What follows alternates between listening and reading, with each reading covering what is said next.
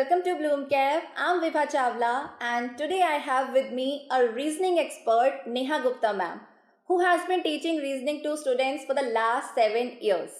And today she will be clarifying all your doubts related to reasoning subject. आपको reasoning में क्या पढ़ना है, कहाँ से पढ़ना है, किस किस टाइप की प्रॉब्लम्स आप फेस करते हैं, how to deal with those problems, all these doubts are going to be covered in this particular session. So, without any ado, let's get straight to the ma'am. Welcome ma'am, welcome to the session. Hello students. First of all, thank you so much Bloomcap and Vibha ma'am for giving me this amazing opportunity. So ma'am, सबसे पहले तो आप students को यही बताइए कि why reasoning is important and what are the topics and concepts that we have to cover in this particular subject. So students, यहाँ हम रीजनिंग के बारे में बात कर रहे हैं. रीजनिंग हमें पढ़ना क्यों बहुत ज़्यादा ज़रूरी है? तो बहुत ज़्यादा ज़रूरी इसलिए क्योंकि आपके एग्जाम में आने वाला है ऑब्वियसली. तो students, okay, jokes apart, but students, reasoning जो हमारा सब्जेक्ट है वो बहुत ज़्यादा ज़रूरी इसलिए हो जाता है बेटा पढ़ना, क्योंकि यहाँ ये सब्जेक्ट आपके लॉजिकल ब्रेन को डेवलप करने के लिए काम आता है कि आप अपनी लाइफ में लॉजिक्स कैसे लगा सकते हैं. अगर मैं रीजनिंग की बात करूँ तो रीजनिंग में जितने भी चैप्टर्स हैं या फिर जितने भी टॉपिक्स हैं सारे हमारे डेली लाइफ से रिलेटेड हैं. सब में हम डेली लाइफ एक्टिविटीज़ ही प्ले करने वाले हैं. क्लियर? तो उन सारी चीज़ों को हम कैसे स्मार्टली प्ले कर सकते हैं. देखिए, लाइफ में दो चीज़ें होती है, हार्ड वर्क और smart work. Clear? Smart work अगर आप करते हो तो आपको एफर्ट्स लगते हैं कम, टाइम लगता है कम, और काम होता है आपका बहुत स्पीड से बहुत ज़्यादा. ठीक है? तो यहाँ ये जो रीजनिंग सब्जेक्ट है स्टूडेंट, ये आपके उसी लॉजिकल ब्रेन को इम्प्रूव करने के काम आता है. और लॉजिकल रीजनिंग में हम बहुत सारी चीज़ें पढ़ने वाले हैं. हम नंबर्स को स्टडी करेंगे, हम अल्फ़ाबेट्स को स्टडी करेंगे, हम नंबर्स और अल्फ़ाबेट्स के बीच में रिलेशन निकालेंगे, रिलेशन फाइंड आउट करेंगे, और भी बहुत सारी चीज़ें. हम डायग्राम स्टडी करेंगे, हम mirror image, water image study करेंगे, हम यहाँ रिलेशंस को भी स्टडी करेंगे, हम यहाँ कोडिंग भी करेंगे, हम डायरेक्शंस को भी पढ़ेंगे. तो बहुत सारी चीज़ें स्टूडेंट, बहुत सारी फन एक्टिविटीज़ हैं जो कि हम लोग यहाँ पर प्ले करने वाले हैं. Sounds interesting. But एक कंफ्यूजन मैंने स्टूडेंट्स में अक्सर देखा है मेंटल एबिलिटी और रीजनिंग को लेकर. सो आर दे सेम और is there any difference between these two? It would be great if you guide students about it. Yes Vibha ma'am, students को बहुत ज़्यादा कंफ्यूजन होता है क्योंकि कहीं वो पढ़ते हैं मेंटल एबिलिटी, कहीं सब्जेक्ट का नाम आ जाता है रीजनिंग. सो बहुत सारे लोग कंफ्यूज होते हैं कि कहीं ऐसा तो नहीं है कि एग्जाम में मेंटल एबिलिटी आने वाला है हम रीजनिंग पढ़ रहे हैं, या फिर रीजनिंग आने वाला है हम मेंटल एबिलिटी पढ़ रहे हैं. तो स्टूडेंट्स, बिल्कुल भी डरने की जरूरत नहीं है. I can say that reasoning is a part of mental ability. Clear? आप वही क्वेश्चंस पढ़ने वाले हैं जो कि आपके एग्जाम में आने वाले हैं. तो इन दोनों चीज़ों को लेकर आप बिल्कुल भी कंफ्यूज मत रहो. These two are quite similar. Okay means mental ability is a part of reasoning. And ma'am, reasoning में बहुत सारे टाइप के क्वेश्चंस आते हैं. उनमें एक टॉपिक होता है blood relations, if I am not wrong. So in this present era of nuclear families, blood relation identification is not that easy for students. So what should be the correct approach for solving questions of blood relation? Ma'am, blood relation में बहुत ज़्यादा ऐसे questions नहीं आने वाले हैं कि students, जैसा कि आप बता रहे हैं, आजकल न्यूक्लियर फैमिली में रहने लगे हैं, उनका रिलेशंस थोड़े से कम होते जा रहे हैं कहीं ना कहीं. ठीक है? तो बहुत ज़्यादा डिफिकल्ट आपके रिलेशनशिप आपको नहीं पढ़नी है. बहुत चीज सिंपल सिंपल सी चीज़ें हैं, लाइक मैं बोलूँ mother father, grand father, grand mother और अंकल आंट. तो ये सब छोटी छोटी चीज़ें हैं, कजन्स. तो ये सारी चीज़ें हर एक स्टूडेंट को पता होती है. तो स्टूडेंट, सबसे अच्छा जो अप्रोच हो सकता है ब्लड रिलेशन के क्वेश्चंस के लिए वो ये है कि आप फैमिली ट्री क्रिएट कर लो, आप एक रिलेशनशिप ट्री क्रिएट कर लो. और कुछ छोटी छोटी चीज़ें हैं like male female, paternal relations, maternal relations, इनके बीच में थोड़ा सा डिफरेंस लेके चलो तो आप लोगों के लिए क्वेश्चंस को सॉल्व करना क्वाइट ईजी हो जाएगा. क्योंकि ब्लड रिलेशन का स्टूडेंट जो क्वेश्चन आएगा वो बहुत ज़्यादा डिफिकल्ट नहीं आएगा. अगर कहीं आपको प्रॉब्लम आती है तो वो आएगी सिर्फ और सिर्फ क्वेश्चन के स्टेटमेंट पर, क्वेश्चन की लैंग्वेज पर, क्योंकि वो क्वेश्चन की लैंग्वेज को थोड़ा सा घुमा देते हैं जिससे कि स्टूडेंट थोड़ा सा कंफ्यूज हो जाए. अब अगर हम बात कर रहे हैं कॉम्पिटिटिव एग्जाम की तो थोड़ा कंफ्यूजन तो बनता भी है. क्लियर? तो सबसे अच्छी स्ट्रेटेजी ये हो सकती है स्टूडेंट कि आप क्वेश्चन को फर्स्ट ऑफ ऑल तो आप उनको ध्यान से पढ़ें. ठीक है? अगर आप उसको अपने जर्नल रिलेशंस हैं, जो आपके रिलेशंस हैं, अगर आप उनसे रिलेट करके क्वेश्चन को सॉल्व कर पा रहे हैं तो ये वेल एंड गुड है. कम टाइम में भी हो जाएगा आपका और आपके लिए ईजी भी रहेगा. और अगर वैसे आपका क्वेश्चन नहीं हो पा रहा है, क्योंकि क्वेश्चन कॉम्प्लिकेटेड भी आ सकता है, तो सेकंड आपके लिए क्या हो सकता है, सेकंड आपके लिए ये मेथड हो सकता है कि आप फैमिली ट्री क्रिएट कर लें, क्योंकि वो भी बहुत कम टाइम लेगा आपका और क्वेश्चन आपका उससे भी बहुत इजीली सॉल्व हो जाएगा. और माय लास्ट पॉइंट इज कि आप हमेशा मेल और फीमेल में डिफरेंस लेके चलें. Clear? Very well explain ma'am. And एक और टाइप के जो क्वेश्चंस हैं जो स्टूडेंट्स को बहुत अनॉय करते हैं, काउंटिंग द फिगर्स। ये एक्चुअली मुझे भी बहुत अनॉय करते थे when I used to take exams during childhood. Counting the figures is quite complicated at times. समझ ही नहीं आता है, लाइक कभी फिगर्स कम काउंट हो जाती हैं, कभी ज़्यादा काउंट हो जाती हैं। So how to deal with these type of question? Yes Vibha ma'am, बिल्कुल I agree with your statement कि काउंटिंग ऑफ फिगर वाले जो क्वेश्चंस होते हैं वो क्वाइट कॉम्प्लिकेटेड होते हैं, क्योंकि एग्जैक्टली इसमें होता क्या है कि आपको एक ही फिगर को बहुत सारे डिफरेंट फिगर्स में क्लासीफाई किया हुआ है। अब क्लासीफाई किया हुआ है तो क्या होगा, अगर क्लासीफाई किया हो तो आपको हर एक फिगर को, हर एक स्मॉल फिगर को आपको अलग अलग काउंट करना होगा। तो इस टाइम पर क्या होता है, स्टूडेंट्स को थोड़ा सा मेंटल प्रेशर तो एग्जाम में होता ही है, क्लियर। तो उसी मेंटल प्रेशर के चक्कर में अगर एक भी फिगर काउंट होने से रह गया या फिर एक ही फिगर को आपने 2 टाइम्स काउंट कर लिया, तो इस टाइप के क्वेश्चंस में यही आपके साथ इश्यूज आते हैं। तो उस टाइम क्या होता है, फिर आंसर आपका रॉन्ग हो जाता है, क्लियर। तो इन सारी मिस्टेक से बचने के लिए स्टूडेंट्स यहाँ पर बहुत सारे शॉर्ट ट्रिक्स हैं जो कि आप यूज कर सकते हो। उस कंडीशन में क्या होगा, अगर आप शॉर्ट ट्रिक यूज करते हैं तो आपको हर एक फिगर 1 बाय 1 काउंट नहीं करना पड़ेगा, क्योंकि मिस्टेक्स तो वही होते हैं। और ये वाला जो प्रोसेस है बहुत ज्यादा टाइम टेकिंग भी होता है। अगर कोई कॉम्प्लिकेटेड सा फिगर आ गया तो फिर तो आप उसमें अटक के रह जाओगे। तो मेरी आपको एडवाइस ये है कि आप 1 बाय 1 काउंट करने की जगह आप ट्रिक्स को यूज करो। अगर आपको ट्रिक नहीं पता है then you can go for counting, लेकिन अगर आपको ट्रिक्स पता है तो आप ट्रिक्स को प्रेफर करो, क्लियर। जैसे कि अगर मैं बात करूं, मेरे पास एक ट्राइंगल है, दिस इज अ ट्राइंगल, और उसमें 2 लाइंस ड्रॉ की हुई है, क्लियर। अब आपके पास क्वेश्चन आता है, guys please tell me how many triangles are there. तो आप इसको जनरली भी काउंट कर सकते हो, क्लियर। और अगर आप ट्रिक से इसको सॉल्व करना चाहते हो तो कैसे करोगे, मैंने आपको बताया। बेस जो है आपका, उसको आप देखो कि वो कितने पार्ट्स में डिवाइड हो रहा है, 1 2 3 पार्ट्स में डिवाइड हो रहा है। Now you have 3 digits 1 2 and 3, multiply these 3 numbers, 1 into 2 into 3, what you get 6, that means 6 triangles are there। तो इस टाइप के बहुत सारे ट्रिक्स हैं। ये बहुत छोटा सा ट्रिक था जो मैंने आपको यहाँ एक्सप्लेन किया। बहुत सारे ट्रिक्स हैं, बहुत इजी है, बहुत मजेदार क्वेश्चंस आने वाले इस टॉपिक से आपके पास। तो इन सारे ट्रिक्स को आप अच्छे से देख लो, क्लियर। अच्छे से याद कर लोगे तो एग्जाम में क्वेश्चन आपका बहुत जल्दी सॉल्व हो जाएगा और आंसर बिल्कुल करेक्ट आएगा। Amazing trick, ma'am. I think this will definitely help students. Also, ma'am, although we are quite familiar with calendars, but students often make mistakes in solving questions related to calendar. So, according to you, what are the important concepts of calendar and how can a student minimize mistakes in solving these type of questions? Yes Vibha ma'am, calendar से related जो questions हैं वो students को थोड़ा सा परेशान कर सकते हैं, क्योंकि यहाँ पर बेसिकली थोड़ी सी कैलकुलेशन होती है और कैलकुलेशन भी थोड़ी लेंदी होती है। ऐसा नहीं है कि आपको बहुत ज़्यादा लॉगरिथम से सॉल्व करने या फिर बहुत ज़्यादा बड़ी बड़ी कैलकुलेशन करने, नहीं। एडिशन आपको परफॉर्म करना होता है, बट एडिशन थोड़ा सा लेंदी एडिशन होगा जो कि आपको थोड़ा सा परेशान कर सकता है, क्लियर। तो आप जब भी आप इस टॉपिक में कैलकुलेशन करें तो हमेशा थोड़ा सा ध्यान रखें कि कैलकुलेशन में मिस्टेक नहीं होनी चाहिए, क्लियर। और कैलेंडर एक बहुत इंपॉर्टेंट टॉपिक है गाइस। तो जब भी आप एग्जाम देंगे तो कैलेंडर का क्वेश्चन तो आप 90% लेके चलो कि एग्जाम में आना ही आना है, क्लियर।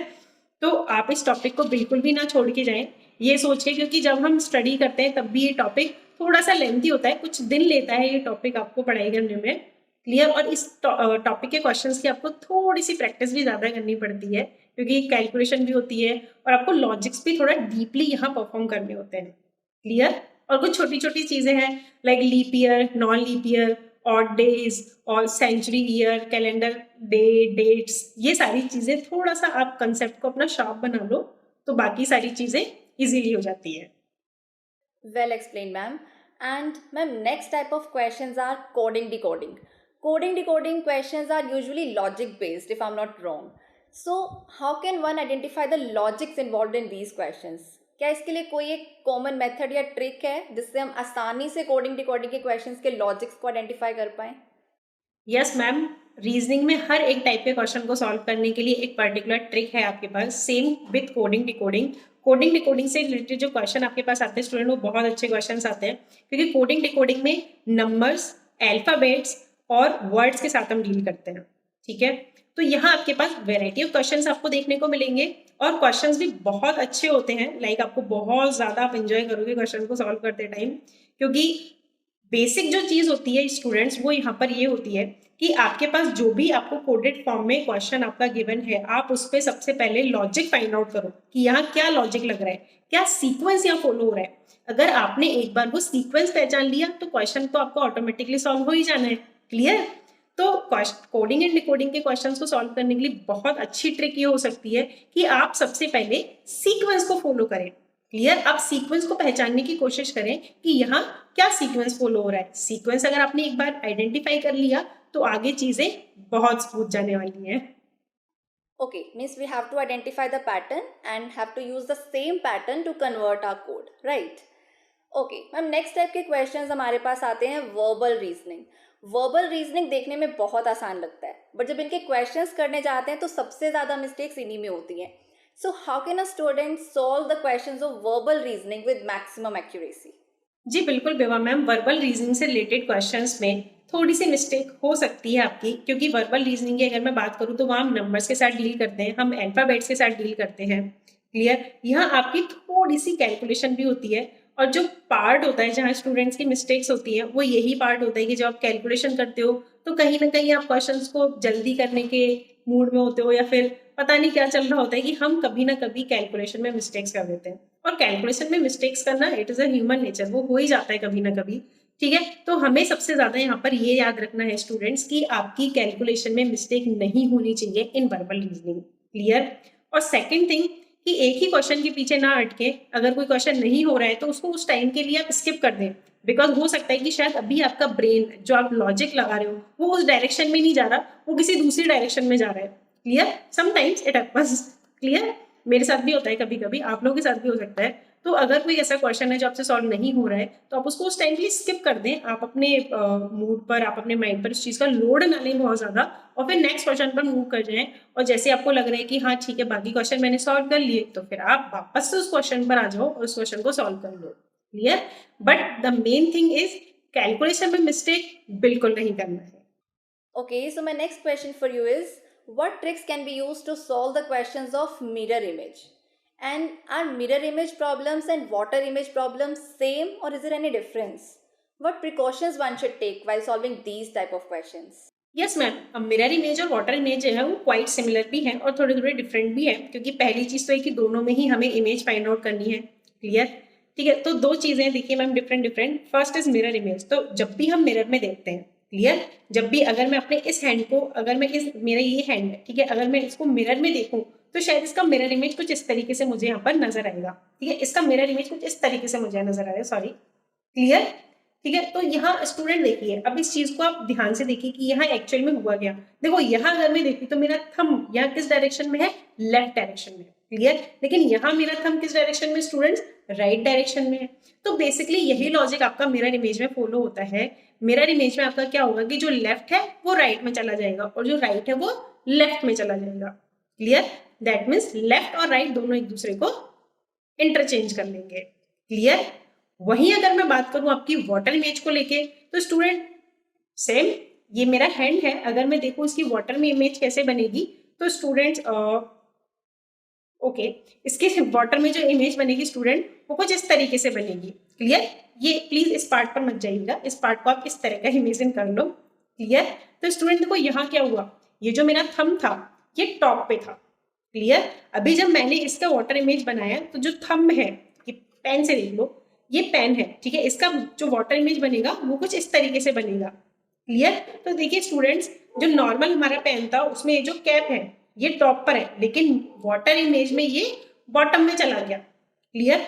तो स्टूडेंट्स वाटर इमेज में यही चीज होती है, आपने देखा वाटर इमेज में यही चीज होती है कि टॉप बॉटम में चला जाता है और बॉटम टॉप में आ जाता है। तो यहाँ बेसिकली टॉप और बॉटम एक दूसरे को इंटरचेंज कर लेते हैं। तो यही कंसेप्ट है स्टूडेंट जो आपको मिरर इमेज और वाटर इमेज को डिफ्रेंशिएट करने के काम आएगा। Okay, means one should deal with mirror image problems horizontally and water image problems vertically. All right. And ma'am next type की जो हमारे पास प्रॉब्लम्स आती है वो है clock based problems. Clock based questions always entice students. So how these problems are different from our normal clock observations, and how can a student maintain speed as well as accuracy while solving these type of questions? Yes ma'am, clock जो topic है वो बहुत अच्छा topic है reasoning का, और अगर clock की मैं बात करूँ स्टूडेंट्स, तो क्लॉक जो मेरा टॉपिक है उसमें थोड़ी सी कैलकुलेशन रहती है, और एंगल्स का जो है वो सबसे मेजर पार्ट उसमें रहता है कि आप एंगल्स कैसे फाइंड आउट कर सकते हैं। क्लियर? तो मैथमेटिक्स का जो आपका सेक्शन है एंगल्स वाला, फर्स्ट ऑफ ऑल तो आपको वो अच्छे से क्लियर होना चाहिए। ठीक है, उसके बाद ही आप क्लॉक के क्वेश्चंस को लगा सकते हैं। क्लियर? और इसमें भी दो चीजें होती हैं स्टूडेंट्स, आपके पास एक नॉर्मल मेथड भी होता है, वो नॉर्मली आप मैथमेटिक्स में भी स्टडी करते हैं कि हम क्लॉक में एंगल्स कैसे फाइंड आउट करते हैं। क्लियर? लेकिन यहाँ रीजनिंग में आपके पास कुछ स्पेशल ट्रिक्स भी होती हैं, या हमने कुछ फॉर्मूलाज इन्वेंट किए हुए हैं, वी कैन से, कि अगर आप उन फॉर्मूलाज के थ्रू अगर आप क्वेश्चन को सॉल्व करते हैं तो क्वेश्चन को सॉल्व करना गाइस आप लोगों के लिए बहुत ज्यादा इजी हो जाता है। सो माई एडवाइस इज कि अगर आप ओलंपियाड्स में अपियर हो रहे हैं तो आप बहुत ज्यादा टाइम टेकिंग जो आपके पास सॉल्यूशंस हैं आप उनको प्रीफर ना करें, आप उनको प्रीफर करें जिनसे कि आपका क्वेश्चन बहुत कम टाइम में बहुत अच्छी एक्यूरेसी के साथ स्पीडली सॉल्व हो जाए। क्लियर? तो कुछ वेल डिफाइंड फॉर्मूलाज यहाँ हैं। क्लियर? आप उन सारे फॉर्मूलाज को अच्छे से स्टडी कर लो, क्योंकि क्या करना है आपको, बेसिकली एक फॉर्मूला लगाना है, फॉर्मूला लगाते आपका आंसर आ जाएगा। तो ये थोड़ा टाइम टेकिंग भी कम होगा और आपका कंसेप्ट भी अच्छे से यूज हो जाएगा। Alright, and ma'am, one last question. Please suggest whether to use a single book or multiple sources for Olympiad preparations. And previous year papers and mock papers, how much important are they when it comes to Olympiad preparation? Any last minute do's and don'ts for the benefit of students? No no no no no students, आपको बहुत ज़्यादा books prefer करने की ज़रूरत नहीं है, क्योंकि जितने ज़्यादा बुक्स आप लगाओगे आप उतने ही ज़्यादा कंफ्यूज होगे। तो देखिए, स्टडी मटेरियल जो आपको रेफर करना है वो ये है कि जो फर्स्ट ऑफ ऑल जो भी टीचर आपको पढ़ा रहे हैं आप उनके नोट्स और जो भी वो वर्कशीट देते हैं आप उन सारी की सारी वर्कशीट को सॉल्व करो। उसके अलावा आप प्रीवियस ईयर के क्वेश्चन पेपर को सॉल्व करो, क्योंकि वो बहुत ज़्यादा हेल्प करने वाले हैं। बहुत बार ऐसा होता है कि लॉजिक्स रिपीट करते हैं एग्जाम में, तो जब चीज़ों का रिपीटेशन हो रहा है तो वो तो हमारे लिए फिर टाइम टेकिंग नहीं होना चाहिए, राइट? उसके अलावा गाइस मॉक टेस्ट, यस, जैसा कि बिमा मैम ने अभी बोला, मॉक टेस्ट सॉल्व करना बहुत ज़्यादा ज़रूरी है, क्योंकि मॉक टेस्ट जब आप अटेम्प्ट करते हो तो उससे आपकी स्पीड बढ़ती है, आपकी एक्यूरेसी बढ़ती है, और आपको पता होता है कि आपको हर एक क्वेश्चन को कितना टाइम देना है। क्लियर? और हाँ, कुछ last minute dos and don't students ये हो सकते हैं कि अगर कोई क्वेश्चन, जैसा कि अभी मैंने थोड़ी देर पहले भी बात की थी, अगर कोई क्वेश्चन आपको परेशान कर रहा है, आपसे सॉल्व नहीं हो रहा है, तो आप उसको उस टाइम के लिए स्किप कर दो, क्योंकि अगर आप उस क्वेश्चन को लेके बैठे रहोगे तो बाकी क्वेश्चन के लिए जो आपको टाइम देना है वो थोड़ा सा कम हो जाएगा, और वो कम हो जाएगा तो फिर ये होगा कि पूरा का पूरा पेपर आपका अनबैलेंस हो जाएगा। क्लियर? फिर आप बहुत ज़्यादा परेशान हो जाओगे, बहुत ज़्यादा टेंशन में आ जाओगे। तो वो सारी चीज़ों को अवॉइड करना है हमें। हमें क्या करना है, हर एक क्वेश्चन को एक पर्टिकुलर टाइम देके चलना है। जैसे अगर मैं बात करूँ पजल के लिए, तो पजल से रिलेटेड स्टूडेंट जो क्वेश्चन आएगा उसमें आपको बिल्कुल थोड़ा सा टाइम लगेगा, but 5 to 7 minutes only. Clear? इतना ही टाइम लगना चाहिए, इससे ज़्यादा टाइम आपको नहीं लगना चाहिए, क्योंकि अगर एक ही क्वेश्चन को हम लेके बैठे रहेंगे तो फिर पेपर में गड़बड़ तो होगी ही। क्लियर? तो ये कुछ last minute dos and don'ts हैं जो कि आप लोगों को याद रखने चाहिए। Okay, so it was a very, very informative session. Thank you so much, ma'am, for being in the session and guiding students so well. Now, I think we should wind up this session here. We'll meet again very, very soon with another informative session. Till then, as I always say, keep learning, keep sharing.